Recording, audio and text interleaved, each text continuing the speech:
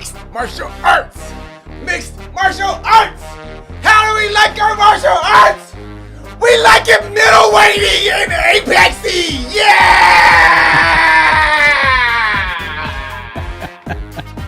Yes! That was, what an intro from EKC Leiden, because honestly, that might be the most exciting thing that happens in MMA this weekend. Yes, UFC Vegas 104 going down tomorrow, not at the world's most famous Apex, but the world's mightiest Apex. And what better card to welcome in the mighty Apex era than a rematch between Marvin Vettori and Roman Dolidze going down tomorrow night in Las Vegas. Thank you for joining us on the preview show.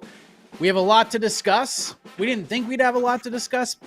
Maybe not a lot, but we have a little bit more to discuss. Drama in Las Vegas ahead of this card. More on that in a moment. I am Mike Heck, and joining me to preview Mighty Apex 1 is Mr. No Gray Area, the hot take kid himself, the greatest climber of all time. He is the one and only Jed Meshew from MMA Fighting. Where is he? What's up?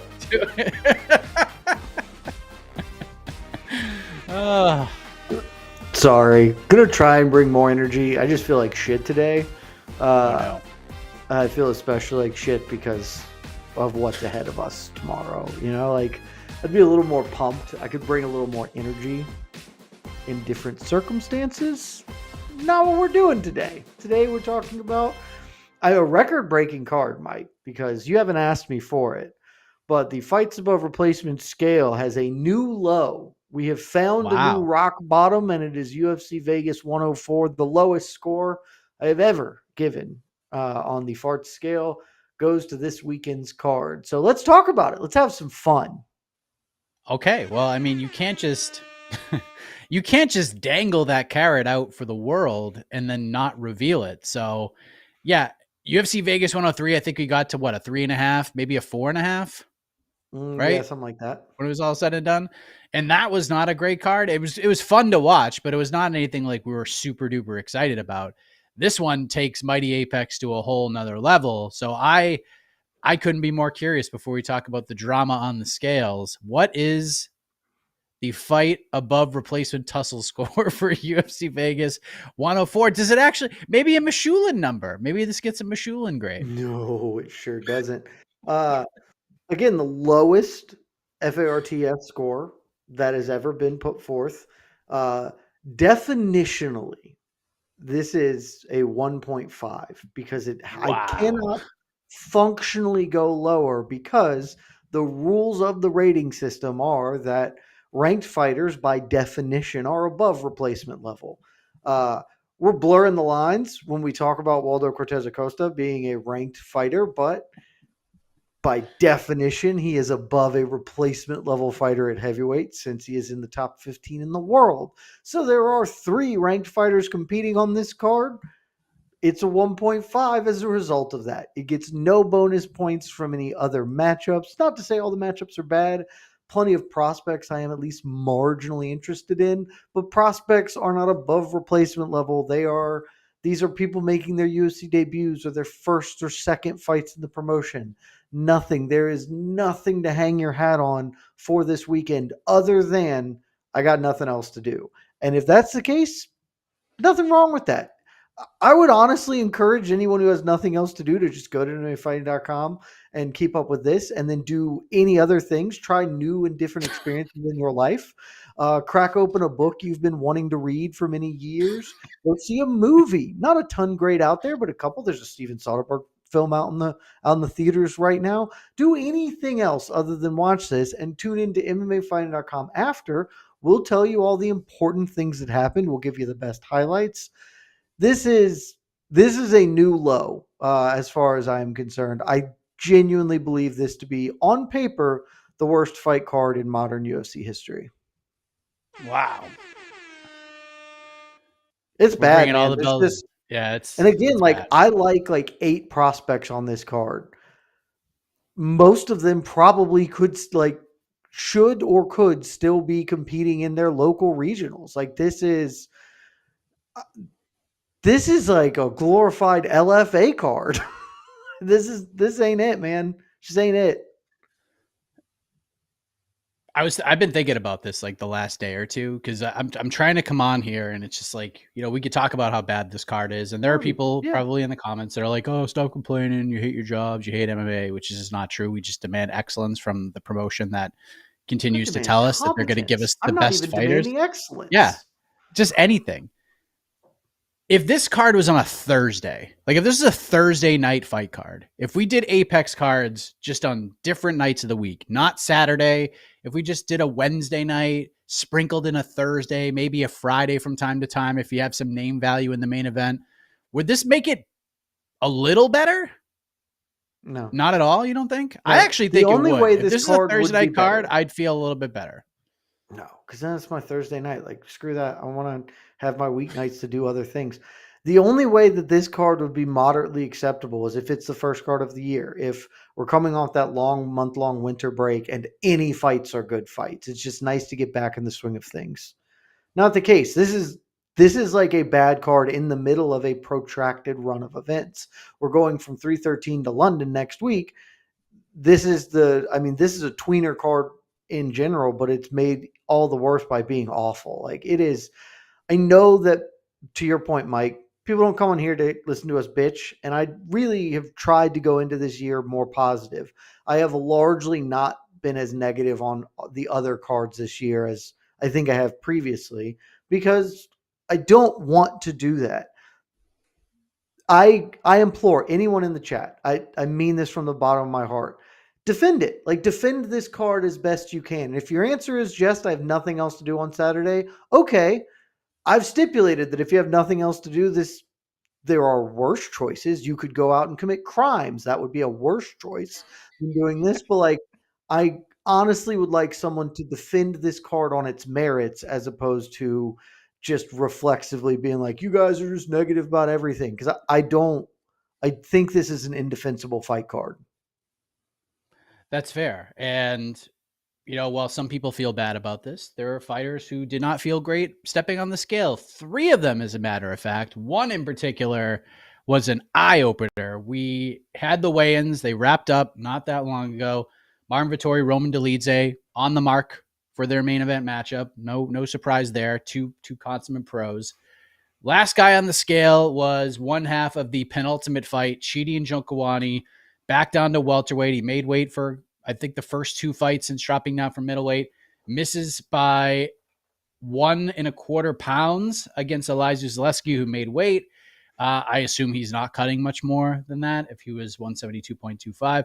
We did have one fighter miss by 0.5 pounds, so usually they will give you that extra hour to try to cut that half a pound. That was Josias Musasa, who's fighting Carlos Vera.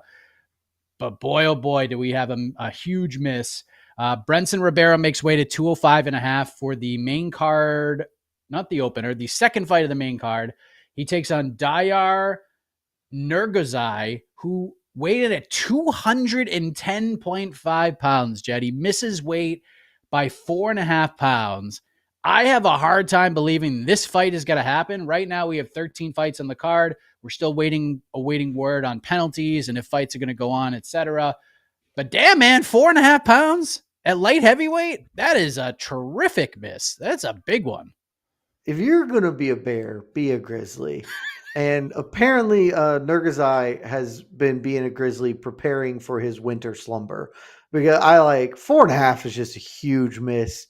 And then the thing about light heavyweight is it's just so easy to go be a heavyweight. He is not like a monstrous light heavyweight. He's like 6'2" and well muscled, but you see a lot of dudes make 205 that you think probably should be heavier. So this reeks to me of poor preparation. Well, we don't know, maybe he got sick or something the last few weeks, but I mean, I kind of think that this fight probably won't go on.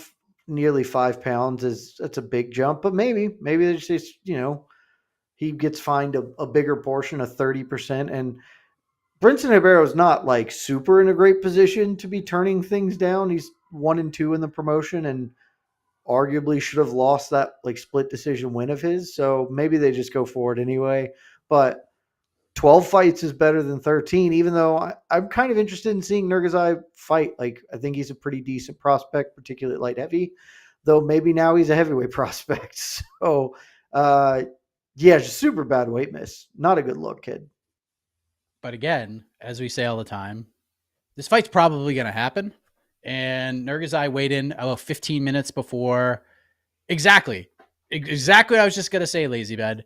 Why not just miss? I was having this conversation at the gym a couple of days ago, and we were talking about weight cutting and all that stuff, and talk about how certain guys like miss tremendous amounts of weight or cut tremendous amounts of weight to get to where they're at. I used Alex Pereira as an example, going down to 185, being as big as he is. But then I was just like, look, man, like just miss weight if you're a promotional newcomer or on your first contract, because who gives a shit? Like, don't go through the whole entire thing. You're going to lose a tiny percentage of your tiny purse to begin with. And even if you cut that extra weight, go to the fight, and it just zapped you, and then you go in and lose, then you don't get the second half of your paycheck. But if you go in there and win and just don't try, really, miss weight by 4.5 pounds, you don't have to suck down all that extra weight, and then you go in and win, you're coming home with more money than you would have if you cut all the weight and lost. So all in all, it works out. I'm not saying like Alex Pereira or John Jones should do this, but for that dude, sure, it's not the end of the world, and there's going to be no real penalty here outside of just a small purse deduction that goes to the opponent who will be happy about it. So it could potentially be a win-win. And if I'm Dayar, I go in there, and if I win, I cut a scathing promo saying almost exactly the same thing and piss all the people off. So you become the talking point of this card, where there is not a lot right now. But we will keep you posted on any sort of penalty or if fights get canceled, etc. Let's get into the main event, Jed Meshew. This is a 1.5 FART card, and the reason this is a 1, it gets the full right 1 here. is because of the main event. This is it. 2 ranked middleweights, Marvin Vettori versus Roman Dolidze, a rematch from a fight that happened 2 years ago that, let's be honest, not a single person on planet Earth asked for this rematch, even though I did something I didn't think I would do this week. I went back and rewatched the first fight from UFC 286. And I got to tell you, it was, for a Marvin Vettori fight, this is kind of fun.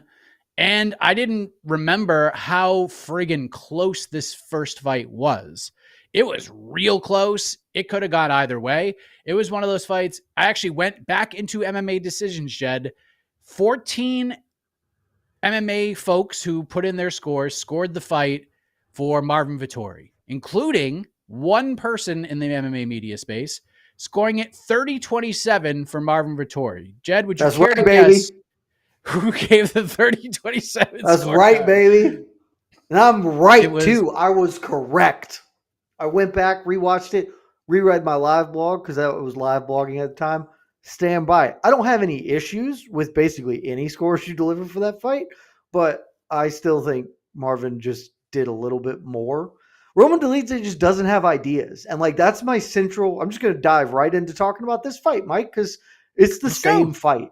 It's the same fight. Like nothing new has happened. We haven't seen new things. Maybe Marvin Vettori has dropped off like a little bit more, but we can't even really be sure. He's fought one time since then and then had the injury. He was booked against somebody. Who was he booked against? I don't remember. Oh, Marvin Vettori? Yeah, he's booked against somebody. Brendan I don't remember who. Brendan Allen. That's right. Brendan Allen fell through injury. So he has just fought Jared Cannonier since that fight is the only thing that's happened. And that was over a year ago. It was almost 2 years ago. Like it's getting up there. So, you know, maybe it will be a little bit different. It is 5 rounds versus 3. So, you know, things could change structurally. But the core problem for Dolidze in the first run around was he is definitely the more powerful puncher. Like he is the more dynamic fighter in the like his ability to present a real finishing threat. Marvin Vettori is incredibly durable and is just going to do more because Dolidze doesn't have ideas. He has like 3 punches and then that's it. You just can't do anything else. And if you can fall to those things, then he will defeat you. Marvin Vettori is too durable to get sort of mushed out of there. And things just ultimately just put more volume on Dolidze over the fight. And that was in 25 minutes. I think that is fundamentally worse for him that there's an extra 10 on top of this.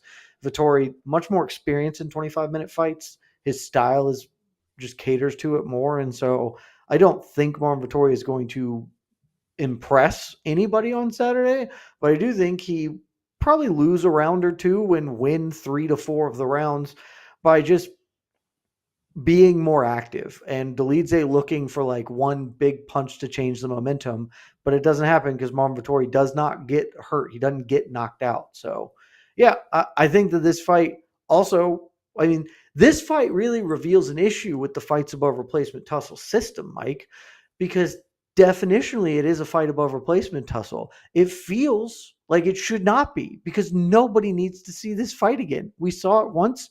No one remembered or cared about it. We're getting it a second time for 10 more minutes of it, and no one's going to care about it. So it's really hard to care about this fight card in general when this is the like objectively best part of it, and it's not interesting whatsoever to me.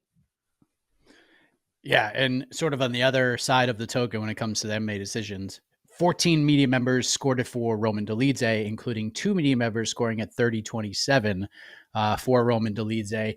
I didn't go back and I have to go and rewatch the watch party from UFC 286. I'm pretty sure I scored it for Vettori 29-28. But again, it was like super close. Rewatching it, I still think I lean that way, but having like the full clarity of it, because you didn't come out of that first fight saying, oh my God, I have to rewatch this. I have to see what I missed. It wasn't Magomed Ankalaev, Alex Pereira. Like, not that fight was thrilling, but it was a main event. There was some controversy. Some people had things scored differently.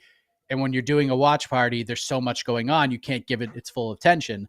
So I didn't think I'd ever go back and rewatch it. And then I realized, I'm like, damn, this was even closer than I thought it was. So it is somewhat interesting in that aspect. But I guess like the biggest issue I have with this fight is, not just everything you just said, but like middleweight is just in such a interesting spot right now. It's not quite what lightweight is, but all the sort of compelling contenders are just vying for their place at the top. And it seems like no matter what middleweight main event they throw in at the Apex, there's just no one who could get a big win that could jump into that conversation right now. Like, what are these guys fighting for? Like, outside of a second paycheck and just sort of staying in their ranking spot, does a big fight await either of these guys? Like, Roman Dolidze would have 3 wins in a row in 2 different weight classes. But what are the stakes here, Jed Meshew? Again, like the other side of what is so uninspiring about this is that there are not stakes attached to this fight. Like, you ask for Marvin Vettori, the stakes are, I haven't fought in 2 years. My last fight was a loss. I need to just win a relevant fight so people remember that I exist and that Vittori's still like relatively young, right? Like, he's like 32 or something. So while I think the best of his career is past him, he's still like young enough to believe that he has another title run in him and it can start now with a win.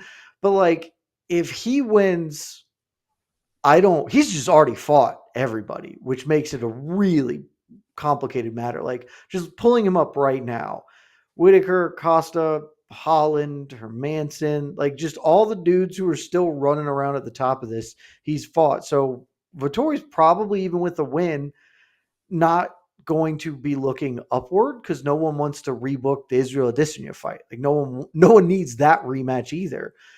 Khamzat Chimaev has business. Maybe like the best case scenario for Vettori with a win is to get Sean Strickland in the middleweight fight that's ever middle to weight, but like, I don't even think that's likely. A win here, he still is probably going to have to fight the winner of RDR versus Bo Nickel. Like, that's probably what he is getting. Dolidze, he at least has like a little more upside just because he is on a win streak right now, despite the fact that he's also lost to Vettori and Imavov and top dudes. But a win over Vettori fundamentally does move him up. He'll advance to somewhere in the top 10 as opposed to number 12. She's currently in the UFC rankings. And on a 3-fight win streak, cracking the top 10, maybe he does get one of those opportunities against Robert Whittaker or something like that. So Dolidze has more to gain here, but neither of them are remotely near a title fight.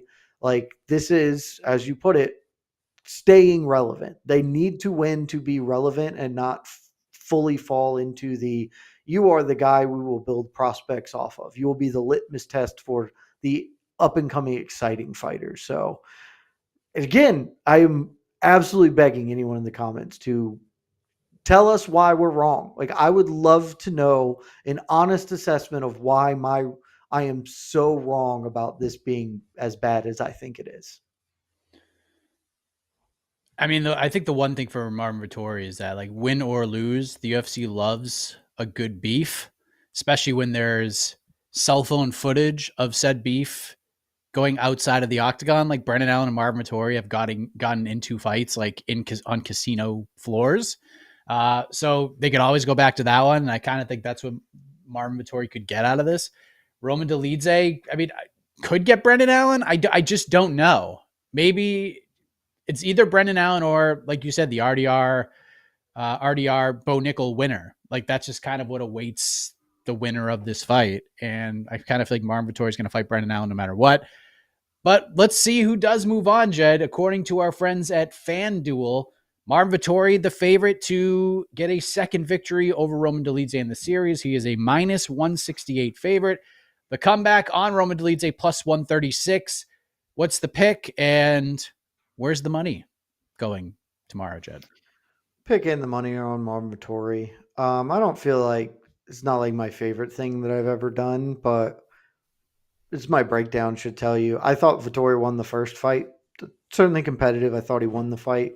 And I think 25 minutes is just much more beneficial to him, as Dolidze really runs out of ideas pretty early and has not shown a huge ability to make adjustments. And so even if Dolidze maybe takes the first 2 rounds, I still like Vittori's chances to sort of sweep them up. The big caveat here is Vettori hasn't fought in almost 2 years. So, and he did not look good. Like, Cannonier just dummied him for a lot of that fight. So maybe he has just fallen off a cliff and we don't know because we haven't seen him. 31, even with the mileage, I'm just going to assume his durability has not been an issue ever. And so I think that gives him a good advantage here. Picking Marvin Vettori by points. I just have a straight bet on him. But, Mike, perhaps most importantly, this is where we're at for the climb. The climb is on this bet this week, sir, because the over 1.5 is like minus 450, or at least it was at the time. Sorry, not the over 1.5, over 2.5 minus 450, and neither guy has ever been finished. Vittori's gone to a decision in his last like 10 fights or something insane. Dolidze much more likely to get the finish, but again, Marvin Vettori incredibly durable. So the over 2.5, that's where we're at for the climb this week as we hopefully get back on track with it. A couple of offsets the last few weeks as fights have fallen through and cards have just not had anything interesting. Yeah, that seems like a perfect climb bet. We knew last week this is where you were going with it in some way, shape, or form. Right now, a couple of options, but yeah, this one jumped out off. It was like, I think almost certainly I'll have this one. Yeah, I mean, the over 4.5 right now is minus 220. So that just goes to show you where most people feel this is going. I'm with you. The pick is Vettori by decision. This will not be a technical masterpiece by any stretch of the imagination. This is just going to be Marvin Vettori eating punches, talking a little bit, griming his way into another win. These are the types of fights that Marvin Vettori wins, and they ain't pretty, and that's okay. So if you're a Marvin Vettori backer, I feel like you're getting some decent value here in a fight that he already won, even though it was very competitive and close. So yeah, I'll go Vettori by decision in a fight that is probably not a fight of the year contender, but there you go. 2 top 12 middleweights getting after it. Rest of the main card, Elizeu Zalescu versus Chidi Njokuani. Perhaps we're still waiting on the weight miss penalty and the follow from that on the Chidi Njokuani side. Alexander Hernandez versus Kurt Holloway, Damon Blackshear versus Cody Gibson. We got Dayar Nargazai versus Brenson Ribera as of right now, although Nargazai missed by 4.5 pounds, as we discussed earlier. So that is up in the air. And Kevin Vallejos versus Sungwoo Choi. That is your main card, Jed Meshew. What is the main card can't miss fight if we're out apple picking or seeing a movie or doing anything else? Once the main card starts, if you need to sneak out, chuck on ESPN Plus to just check out something live as it's happening, not the main event. What are you telling people to check out? Honestly, none of these are remotely can't miss. You can miss any of them. I will give you, I think the fight I am most interested in just as a fight is the Alexander Hernandez Kurt Holloway fight, because Hernandez kind of an underachiever, just sort of historically. Kurt Holloway, pretty good run since returning. Feels a little bit like a stylistic mirror match here. There are a lot of questions about that fight. If I'm only watching one of these, there's no doubt in my mind I'm watching Kevin Vallejos on Sungwoo Choi. Vallejos is one of my favorite prospects from the most recent season of Contender Series. I think I mentioned this yesterday. I definitely have mentioned it on No Bets Bar and like other places. I like a lot of prospects in general. Vallejos is a dude I will be really surprised if he is not something special, because he is 22 years old, super like crafty already, and his calling card, his claim to fame at this moment in time is he was on Contender Series the season before last, where he lost a extremely competitive fight with Jean Silva. Jean Silva has gone on to be Jean Silva in the UFC, right? Like, we all know who that dude is. And the toughest fight he has had was Kevin Vallejos when Kevin Vallejos was 21 years old. I just think this kid's going to be something incredible. I'm interested in the fight as well because Choi has got a pretty good amount of size on him. Still think Vallejos is going to show out here. And so if I'm only watching, if the main event wouldn't even be if I can only watch one thing this weekend, it would be the Kevin Vallejos fight because I want to see this kid perform. It would not be the main event. I would pick this over that all day. Yeah, Vallejos is nasty. That fight with Silva was great. It's maybe the third best fight. Maybe the third best fight ever on the Contender Series. I do definitely have like Mike Davis vibes with Vallejos, like how I felt about Mike after his Contender Series loss to Sadiq Youssef in what I believe is the greatest fight in Contender Series history. Yeah. Could have gone either way. Youssef got the win. Davis eventually gets signed and, just hampered by the injury bug and bad luck. So we never really got to see the best of him, unfortunately, but I think everybody knows his talent levels are there. The skills are there. And I definitely see a lot of similar things with Vallejos. And I'm with you on the Hernandez Holloway fight. I am just incredibly fascinated by the Alexander Hernandez story. Comes in, like he loses early in the regional scene to Jamal Emmers. This is in 2013, loses a split decision, super close fight. Most people that I've ever talked to from sort of that area in the country who watched that fight believe Hernandez kind of got a hose job there. And then he, on short notice, gets the call to fight Beneil Dariush at UFC 222, and he knocks out Benny in 42 seconds. And we're just like, damn, all right. Then he comes back a few months later. He fights in Calgary, Alberta, Canada against Olivier Aubin-Mercier, who was a ranked fighter at the time. I think he was on like a nice little run at the time. And Hernandez just kind of I don't know if he broke OAM, but he definitely just outworked him in just a weird kind of grimy fight. And then he's off to the races. He's like a top 12 155er in the UFC at like 25, 26 years old, 2 huge wins. And then the Donald Cerrone fight happens. He goes to the press conference. He's wearing the Notorious B.I.G. like sweater. He's talking mad shit about Donald Cerrone. He's getting booed out of the building. Cerrone's the fan favorite, the hero. And then Cerrone just beats the tar out of him. Head kick, punches, just brutalizes him. And from that point on, it just seems like Hernandez has never really recovered from that. Comes back, gets a decision win over Francisco Trinaldo that a lot of people thought was some home cooking since that fight took place in San Antonio. Gets KO'd by Drew Dober. By the way, Jed, he fought Drew Dober Do you know who he was supposed to fight before Drew Dober I do not have at it. UFC 249? Not remotely. Couldn't even fathom a guess. Islam Makhachev. Oh, was it? Yeah. Holy shit. Okay. I was just like, who would be the most difficult person? Islam. Oh, okay, cool. He was supposed to fight Islam Makhachev at UFC 249. That probably would not have gone very well. Drew They Dober really believed in obliterates him. Alex Hernandez, man. Like they've given him a lot of cracks at good dudes. Yeah. Chris Gritzmacher knocks him out. Then he loses to Thiago Moises. By the way, fun ass fight. It just showed kind of the brilliance of Thiago Moises' defensive prowess, if you will. Then he knocks out Mike Breeden, gets finished by Renato Moicano, gets finished by Billy Q at 145 pounds, beats Jim Miller. Like that was, you're like, okay, that was breaks off him too. Yeah, I was like, okay, this is like a nice, patient performance from Alex Hernandez. Took that on somewhat short notice. Then he loses to Bill Algeo, loses to Damon Jackson, and then he wins a splitty against Austin Hubbard in a pretty freaking fun fight. So, what an interesting run this has been for Alexander Hernandez. I didn't think of it until we're talking through this right now, but he's actually just the perfect distillation of a thing I say all the time. Lightweight is the best weight class because Alex Hernandez is like a top 30 lightweight. But on any given night, a top 30 dude can beat a top 7 dude.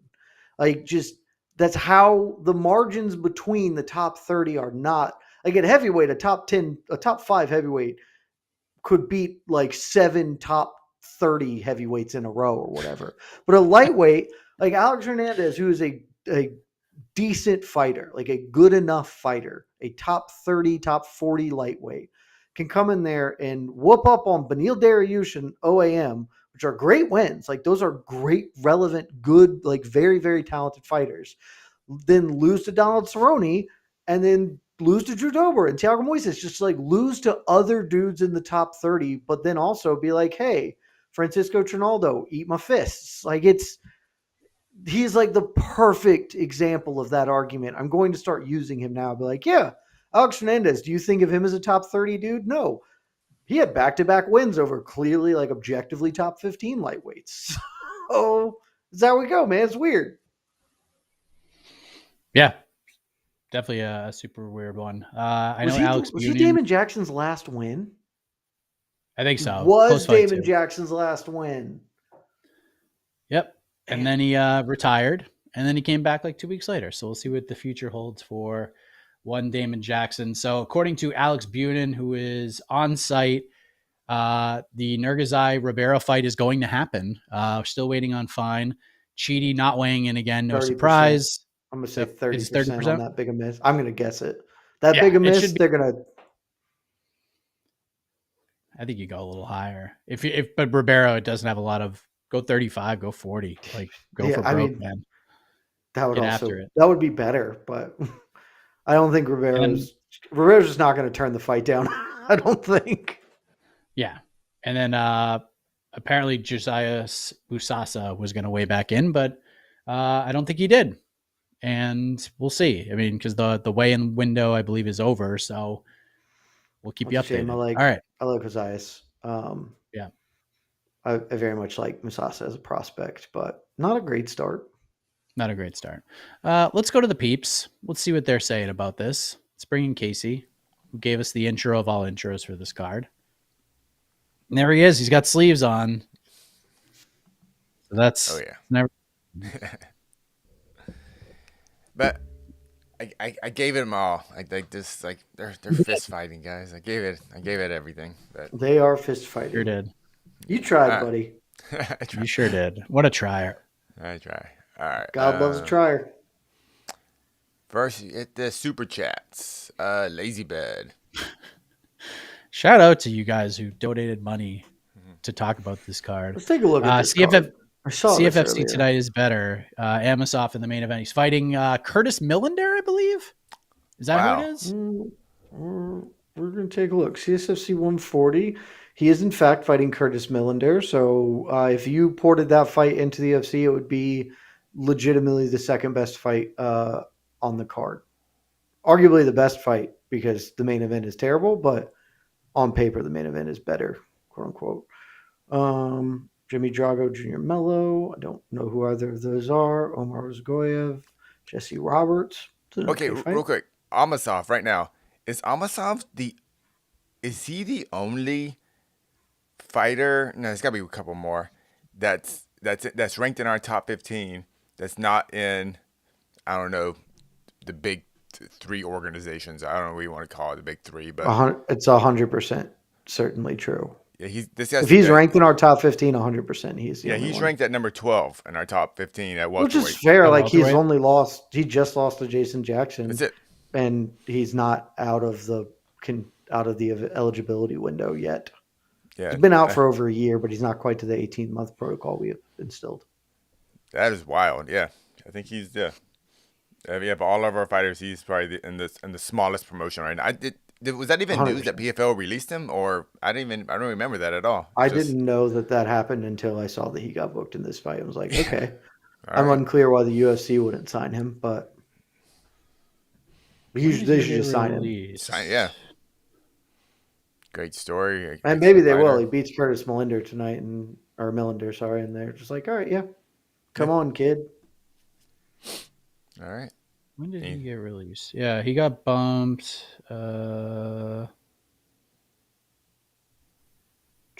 Yeah, he's apparently he's been a free agent for a hot minute.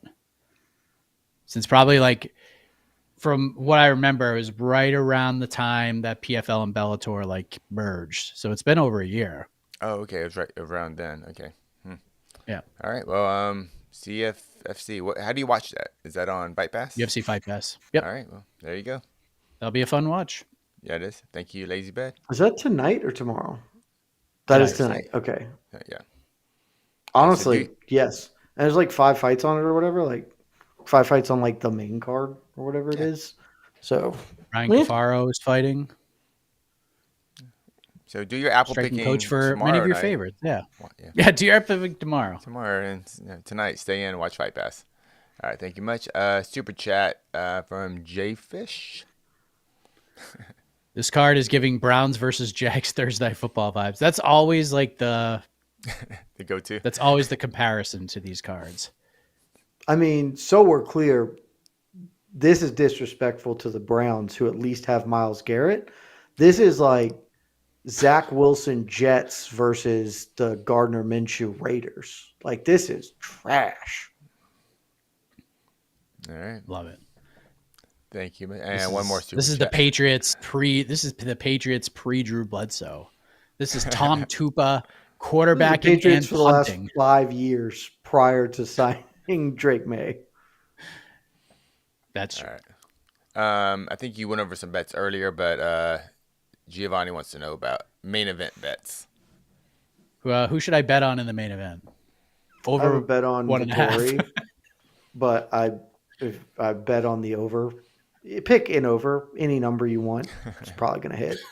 I am putting the $1,000 climb bet on the over 2.5. And I got to tell you, if this is how the climb dies, I'm going to be just really mad. Just like with a whimper on this trash ass card is where the climb falls. I'll hate it. I'll hate it so much. So what's your climb bet? listen. It has to go over what? 2.5. Over 2.5. It's probably going to go over 2.5. Watch it. It's probably eye going over poke. 2.5. Eye poke. Oh, no. Don't you dare. If an eye poke is no contest, that's fine. It's a push, right? Only if it's no contest. Okay, if it's no contest. All right. Yeah. Oh, you think they're going to start DQing people for eye pokes? You think that's about to happen? No chance. No chance. Okay. There's literally like one DQ in my the modern UFC, and it's Aljo's winning the title. It's never gonna happen. That's a lot. And honestly, if I lost via DQ, it would be deeply worth it. That would be funny enough for me to be like, okay, flew too close to the sun, kid. This is what happens. Awesome. I mean, go to FanDuel. There's a lot of interesting bets. You could bet on most significant strikes landing on the end of the fight. FanDuel does have fun stuff like that. Marvin Vettori minus 295. That seems like kind of a safe bet. What's their strike numbers at? Let me pull up the old our friends at FanDuel. What's a good bet Let's for look. Dolidze if you think Dolidze is gonna win? Like I would think you would have to get a Just bet them finish. straight up. Straight up, you think? Plus Decision, one yeah. plus one Decision? You thirty think? six is fine. I Yeah, think it could. He ain't finished. Marvin Vettori doesn't get finished. yeah, I know. But I just cannot see Dolidze winning a 5 rounder unless Vittoria is just really dropped off due to his injury and time out of the cage. And I guess that's the big mystery. We're kind of assuming we're getting a good Yeah. Vittori. So outside of that, yeah, I just have a hard Dude, time seeing. fight to go to decision in a 5 rounder is minus 200. Like that's some Oh, stuff you only Minus see. 200. Yeah, that's stuff you like. It's minus 196. I'm rounding up, Wow, but that's yeah. like that's what you see at in that. like a straw weight That's fight. a Tisha Torres type Yeah, of for like line. a Tisha five Pennington. Tisha Pennington. rounder Yeah, is that's a minus Tisha. 200. That is a Tisha. That's some Yeah. stuff right Who there. who who Marv. else would Yeah. get Ooh those man. numbers? All Like, right. Oh man, I'll tell you what I've actually screwed up. Here is what the climb bet should be oh. over on FanDuel. Vittori over 40 significant strikes is minus 600. There's just not a world in which he's not going to land 40 significant strikes. He's In going to their land first 40 in the first 2 rounds. in their Yeah. first contest, it was 3 rounds. He landed 106. When is Vittori not? So in his 3 round loss to Robert Whitaker, he landed 33. His win over Kevin Holland, he landed 24. That's impressive. Yeah, that should have been the climb, but minus 600 for 40 plus significant strikes from Vittori. Bet that. Are there question on betting real quick? Since those significant strikes, those are kind of semi well, those aren't like official stats. So like, is there like a They betting pay limit? they pay Or out like, bet. I have no idea if they do a limit on. I've never actually bet one of these things, it's kind of but wonder. I mean they are functionally tied to the UFC stats, which are official stats. Official. Okay, just kind of I mean, they wondering. are like they are the only official stats. They are Yeah. definitionally official. You may not like them and think that they do Well, it no. Well, wrong, but I they guess are the official I guess I mean stats. the subjectivity of a significant strike landing versus yeah, that's all that kind of Yeah, stuff. But those are the just official stats, and that's what okay, these are tied to. fair enough. Yeah. All right. Thank you, Giovanni. I think we got one more super chat just came in. Man, even plus 110 significant strikes from Marvin Vettori gets you to plus 110 payout. Kind of looking at that. It's 25 minutes. That's not that many strikes around. What you said? It's 40, right? He just has to let 10 strikes per round. I mean, no, the 40 is to pay out at minus 600. You get to plus Yeah. 110 pays out plus money. Not a Okay, lot. yeah. It's not a lot. Like, he's probably going to do it. I might mess around with some FanDuel silliness. Yeah. I like it. All right, let's keep going. All right. Little off topic, but we got a super chat from Mr. Senor Pepe. Thanks, Giovanni, by the way. If you do fantasy football, who's your first round pick? If you have the 1-1 and you're not picking Saquon Barkley, you are an imbecile. Yep. He will be by literally any fantasy, barring an injury in the next however many months until the season starts, he will be the unanimous number one draft pick. Who is and he? he should be. Who is he? He is Go the Sam. running back for the Philadelphia Eagles. There you go. Okay. Casey, if you know nothing about football, know that this past season when the Eagles won the Super Bowl, he, outside of all the many accomplishments, he hurdled a guy backwards, which is, I think, the most impressive athletic feat I've ever seen. I've probably seen that clip. Yeah. Yeah. One of those things. Because, Yeah. again, he didn't hurdle me backwards. He hurdled the most athletic people on the planet of Earth in the middle of a game, was backwards. Like, I'm just going to jump over him backwards. And he did it, and I think it may actually be the most impressive physical feat I've ever seen. Was he in the Super Bowl? Did he play? He did. They won the Super Bowl. He I know they didn't won the do Super that Bowl. in the Super Bowl. If Okay. he did that in the Super Bowl, everyone would still be talking Okay. about it. But they won the Super Bowl. He rushed for 2,000 yards functionally Oh, okay. and did the coolest thing I've ever seen in a football field. Nice. I did watch the Super Bowl though. All right. What we got here? The Apex card Tybura versus Spivak 2 is arguably a worse main rematch Apex card overall. Let's All right, let's put it to the test. look. Yeah, Yeah, yeah. let's do it. Put it to the test. Let me do it. Tybura versus Spivak. I mean, so we're clear. It was bad. We all talked about it being bad at the time, for sure. Oh no, it's this is no. Chepe Mariscal versus Damon Jackson was the co-main event. Like that was that at least a alone fun makes fight. this better. That makes it better. Definitely Danny Barlow that's was more on the fun than card. anything we've got there. Chris I will Gutierrez say was this on is the very card. comparable. It was very comparable, though. Carol Like, Hossa versus Pani Kianzad is a matchup between two ranked fighters. So by definition, Yusuf this card Salal. actually had more farts because it had two ranked matchups on it.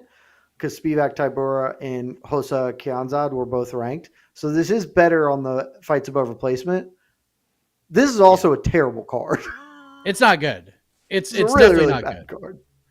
It's But, definitely not good. I do think that this is better than this weekend's card still. Yes, I think top to bottom. The main event Also, rematch 10 fights. on 10 paper? fights. Yeah. Love a 10 fighter. Yeah. All right. Thank you, John. I also felt pretty good that this fight was not going to the cards. So Spivak Tybura, that is. So how did the rematch go? I don't remember. Tybura won, I assume. no, Spivak submitted him in like a minute. Oh, it was the other way around. That was That's why I thought. Oh, this is Spivak time. He's coming. Oh, maybe that's right. It's Sergey Spivak time, baby. But, that ended. And then he met Jailton Almeida. I was like, never mind. Wow. Remember that thing Jed just said about there being 6 good heavyweights? He had to fight one of them and lost. Lost bad. Credit to Tybura, though. He beat Jonathan Denise in his next fight. So, heavyweight is trash. Now he gets to fight Mick Parkin next week in London. Oh, he does. That's right. Ranked heavyweight fight. I've seen worse. Mick Parkin just doesn't impress me, but he's one of our few hopes for at least somebody new at heavyweight. So hopefully get past the Tybura test. All right. Jed, should I study for my evidence midterm or watch this fight night on Saturday? This is a great question. So I'm going to tell you guys a true story. And I want you all to I don't think I've shared this on air before, but it's a legendary story amongst my friends. I don't believe in studying, particularly not for law, which might tell you a lot about me as an individual. I didn't study for the bar, and I've adamantly recommended to people that they not do that as well. So, as a result, I don't think you should study for an evidence midterm because it's evidence and it's a midterm. And the law is mostly really intuitive. But also, you'll just be fine. So no, because I didn't study for the bar. So I'm never going to tell anybody that they should study. And every lawyer I know has told me that that is a very stupid position to take, and I'm an imbecile. But there you go. Don't do it. I think you'll be fine. If you go to class and pay attention, you probably do well enough. And you're not a moron.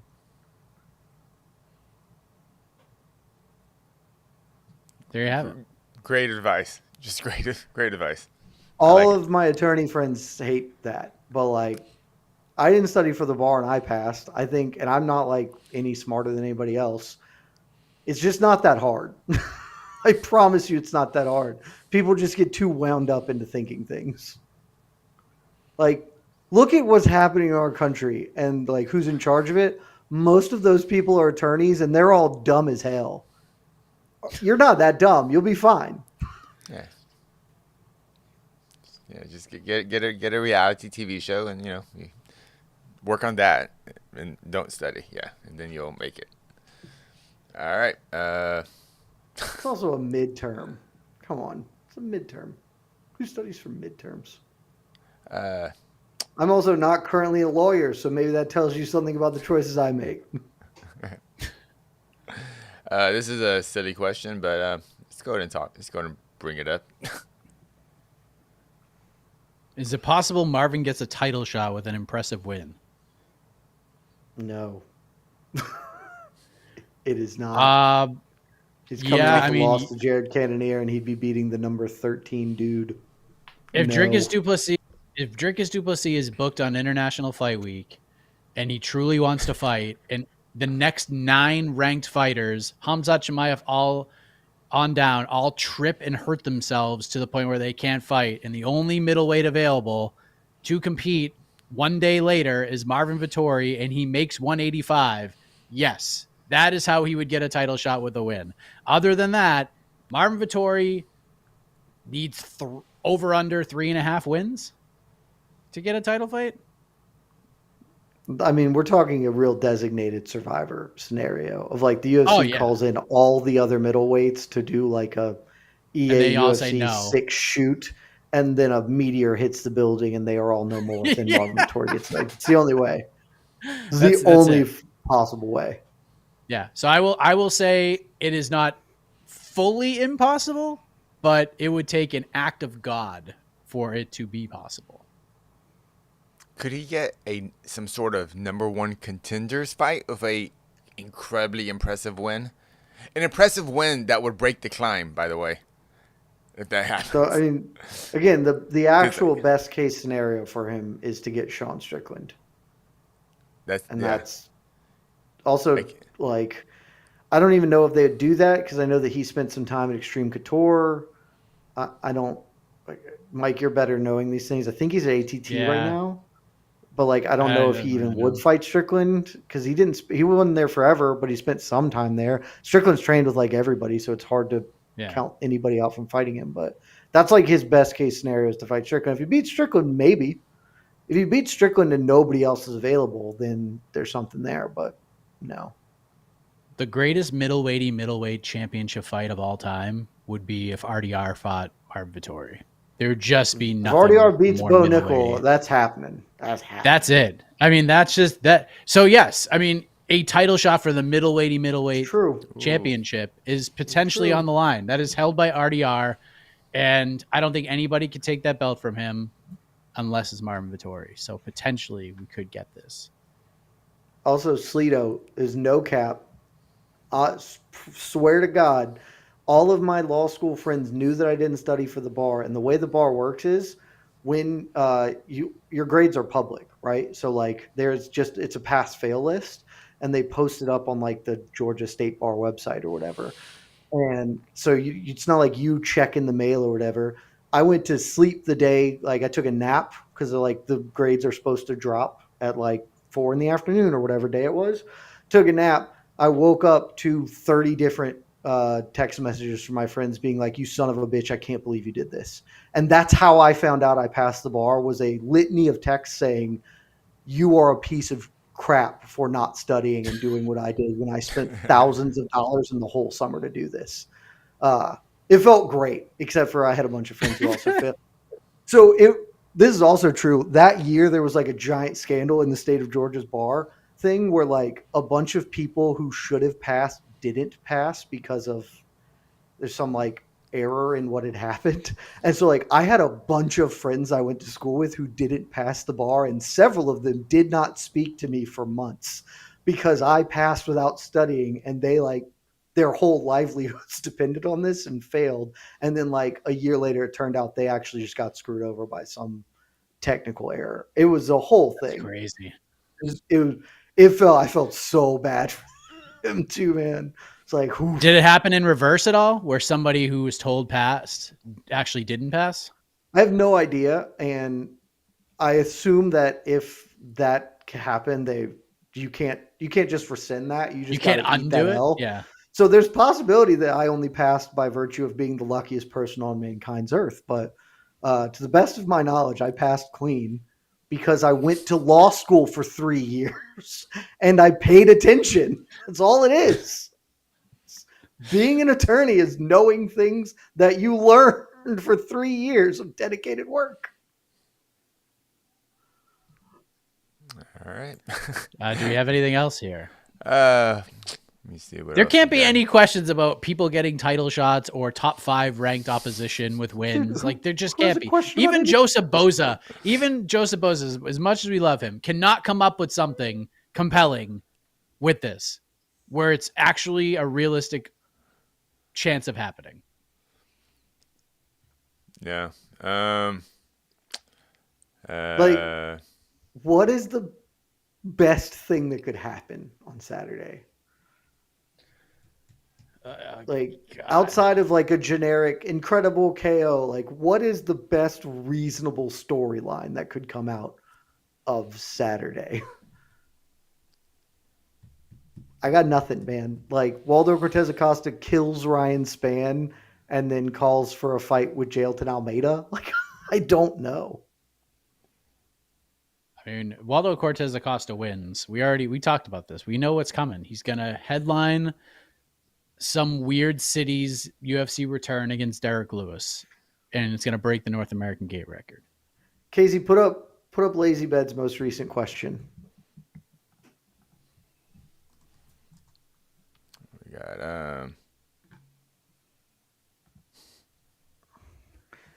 What are you Look, I gonna won't do be. when Dubin Sorry. Mania runs wild on Carly Judice? I mean, I'll be sad because I have some stock invested in Carly Judice. I will mostly just be impressed because I would like to know things about Eunice Dubin. I would like to know if she can fist fight at all because I don't. I know that she can knock out somebody because we saw her do that in Contender Series, one of the coolest knockouts Contender Series ever had. Her 5 opponents before getting on to Contender Series, sorry, 6, I think she had no contest. Every single human she fought before getting a Contender Series debuts. shot was 0-0. She is meaningless record right now. Like her record is 1-0. That is all that matters, and that one is super cool. But I just know nothing about this young woman. She can hit hard and got decent timing, and if she does that to Carly Judice, I'll know a little bit more. So it'd be pretty cool. But like easily the biggest wild card of all tomorrow is who the hell is Eunice Dubin? Like what kind of a fighter is she? Because she's fought nobody. Literally just people from the parking lot. This is a true LFA type of card without the main. Man. And the main event's the main event, but wow. I mean, that's giving a lot of credit to LFA. LFA is actually, I think, a great organization. But this is the UFC. It's different. Come on. LFA is a terrific organization for what it is. Yeah. It's really good at it. But like, come on, man. Yeah. Come on. Like I have seen the Eunice Dubin thing is shocking to me because I have seen people with like specious, regional records. Plenty of those exist of like, this guy's got Jay Ellis on the resume or whatever. Jay Ellis at least has fought people. Like Dubin just fought 6 people who had never been in a fight before. And like that is almost unprecedented. Like I've never seen someone whose entire career is just fighting people who've never fought before and then getting a Contender Series call. It's wild. Yeah, these women that she's beat, they didn't even have amateur careers. They just had nothing. Dude, the lady she beat 2 fights ago, Regina Casana. She's 0-3 as a pro, and she was also 0-3 as an amateur. That is confidence, I gotta say. Going 0-3 as an amateur and going, you know what? It's time to go pro, and then she goes 0-3. I love that. There's lots of them. Yeah. Wild. I am also like, if we're going like low key curious about somebody, I'm low key curious about AJ Cunningham at bantamweight because he got tuned up real bad by Ludwig Klein, which most guys at 155 are getting tuned up by Ludwig Klein. I don't remember. Has he ever fought at bantamweight before? He dropped 2 weight classes? Yeah, that's the thing. He's dropping 2 weight classes. Wild. Yeah, I mean, from he what got I remember, tuned he up was by always Ludwig Klein, a top 20 lightweight, and now he's going to bantamweight. Yeah, he was mostly a featherweight. Like that was what I remembered AJ. I believe that's his Contender Series fight was at featherweight. Like that's who he is. I'm trying to see and if then he he's took the Klein fight. Yeah, and all that of his didn't go fights, well, obviously. All of his fights were either at featherweight or lightweight. So interesting. He made it. Right. He made weight today. Good on him. Okay. So he's had featherweight fights before. Okay, so it's not as crazy a bunch as of it sounds. Yeah, Okay, he took the Klein fight on like less than a week's notice. But it still is like pretty wild because this just never happens of somebody dropping 2 weight classes between fights. Like Jessica Andrade did it Yeah, Jessica Andrade, I think is the only when person. they only had women's bantamweight for her to fight in. There was no weight And class. so then it was like, oh, now you can stop giving up 20 pounds to people. But like Amanda there are Lemos. just not that many people who are like, I'm down 2 weight Amanda classes Lemos, now. And Amanda Lemos. Yeah. Yep. All right. Let me see what else we got here. Anything else? Another one from Lazy Bed. Is that a nautical polo shirt by Classy? Could go with links. Yes, it is. It still fits, so we throw it on every once in a while. Is that your golf outfit? What you're wearing? Or Nah, this isn't a golf shirt. This is like okay. yeah. This Oh, I got okay. other golf Every shirts. shirt's a golf shirt if you believe in it enough. That's true. do you I have wear your like favorite 3 or golf 4 shirts? different shirts. Yeah, I got a nice little roto of like 3 or 4 of them. Is that your golf hat? Okay. Do you have a certain? Yeah. This is my everything hat. This is my Oh, okay. softball hat, That- my oh, weightlifting gotcha. hat. Yeah, Oh, this is Ooh, the hat. interesting. Weightlifting hat. I definitely have a different workout hat than my other hats. Yeah, but the workout hat always comes off at some point. Like I'll go through some of it, and then it all comes like it gets chucked across the room. I guess you're doing That's CrossFit, so that would make sense. I would do that too if I was doing Yeah, CrossFit. there were snatches involved today, so the hat was not involved because I would hit the brim of my hat if I didn't. All right. What else we got here? I think we're almost done. Oh, someone asked. Give us one more and we can leave. Yeah, Jesus Christ. When are you going to bare knuckle fight Oscar Willis? Send me the Did you contract. put this up for a reason? Okay, all Send me right. the contract. Now I will say I have sparred with Oscar, and Oscar does have kind of a mean overhand. He likes to spam that right overhand. So and with bare fists, yeah. So No. he's What got- about Ben Davis? I mean, we watched the Ben Davis fight. Yeah. we saw that a lot. Yeah, It was very effective. It was very effective. Fight Ben Davis in anything. Ben will fight you in anything. He didn't care. all right. Yeah. So- Bare do something to knuckle, the- Yeah. BJJ, Send me the whatever contract. you want. Fight circus? yeah. You gotta do some fight circus shit with Ben. Like do something crazy. I'm like down. in a car, in a boat, in a phone yeah. booth. Say, are we somewhere. doing the Dr. Seuss fights? Yeah. Seussical the musical. I will fight you in a boat. I will fight you on a goat. Fight him in a moat. That would be fun. Ooh. That's different. Some crocs just kind of swimming around. Potential danger.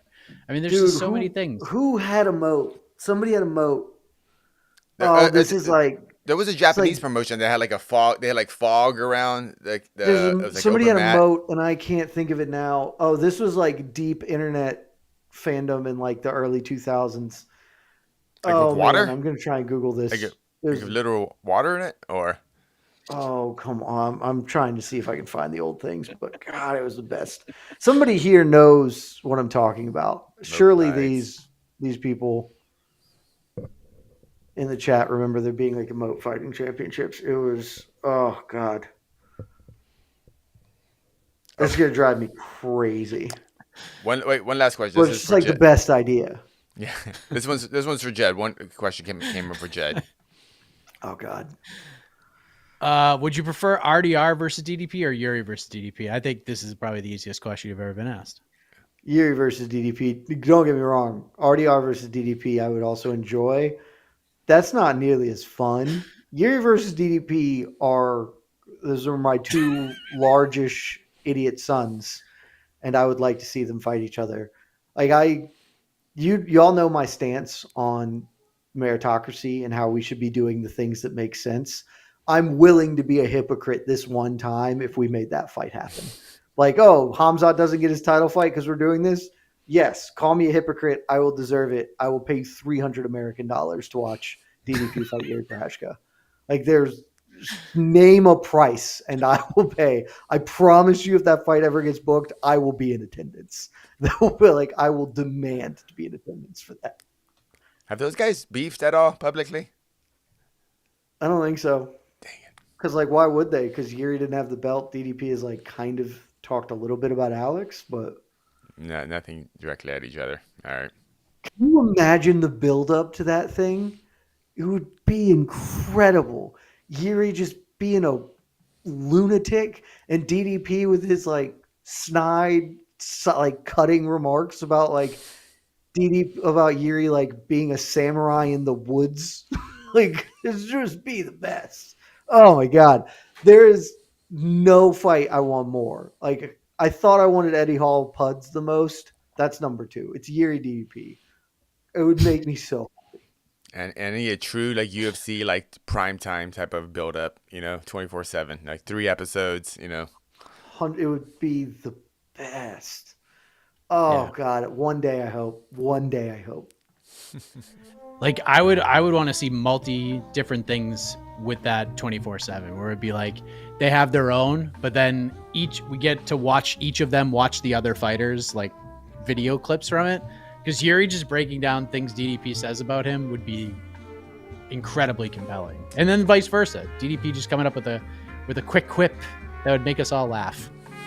Conversely, if we can't get it, I would also accept a buddy cop like series with them, like Khabib Daniel Cormier style, of DDP joining Yuri in the frozen woods of Europe, and then DDP bringing Yuri and be like, "This is rugby," and he'll be like, "I don't understand it, but I'm just gonna hit people." And like, actually, you understand it perfectly.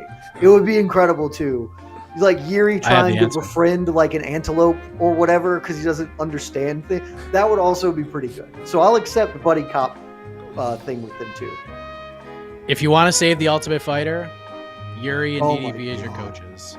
Thank you very much, everybody. Doing a tough hang if they do that. I swear to God. We've saved the Ultimate Fighter. For Casey, for Jed, I am Mike Hack. You did it. Enjoy your Friday, and I should probably say enjoy your Saturday as well. Thank you. Love y'all.